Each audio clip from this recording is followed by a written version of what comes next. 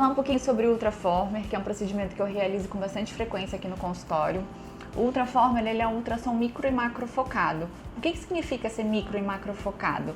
As ponteiras, ele tem várias ponteiras. As ponteiras microfocadas são usadas para parte facial, no rosto. E as ponteiras macrofocadas, a gente utiliza elas no corpo. As microfocadas, elas vão fazer pontos de coagulação na musculatura e dessa maneira a gente consegue uma elevação da musculatura facial e dessa maneira a gente consegue uma elevação do rosto. Por isso que a gente fala que dá esse efeito lifting, né? Um lifting facial, sem corte, sem cirurgia.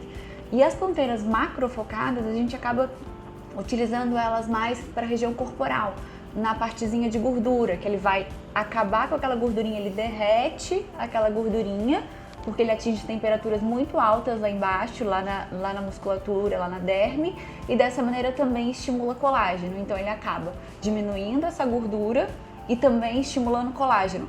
Porque essa pele, quando a gente tira a camada de gordura que fica lá embaixo, ela tende a ficar mais flácida. Então se você só tirar a gordura e não tratar a flacidez, a pele vai ficar frouxa, vai ficar mole, então não fica um aspecto bacana, tá? Em geral, o Ultraformer, facial, dependendo do grau de flacidez, a gente pode realizar uma vez ao ano. Normalmente é o que eu indico para os meus pacientes. Um paciente que já está um pouquinho, já tem uma idade um pouquinho mais avançada, tem um grau mais elevado de flacidez, a gente pode fazer 2 vezes ao ano.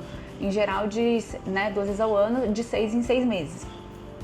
Para a questão corporal, para a gordura, o ideal são 3 sessões, com intervalo de 30 dias entre elas, tá?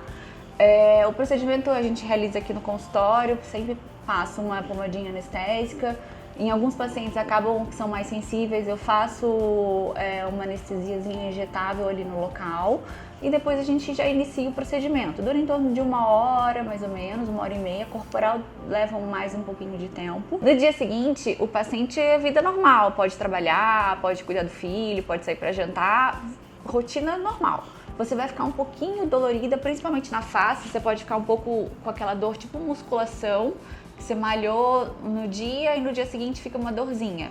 Normalmente é essa queixa que os pacientes referem. E com relação a quando é realizado no corporal, às vezes pode ficar algum local com um pouquinho de hematoma, mas em uma semana, em geral, tá 100%.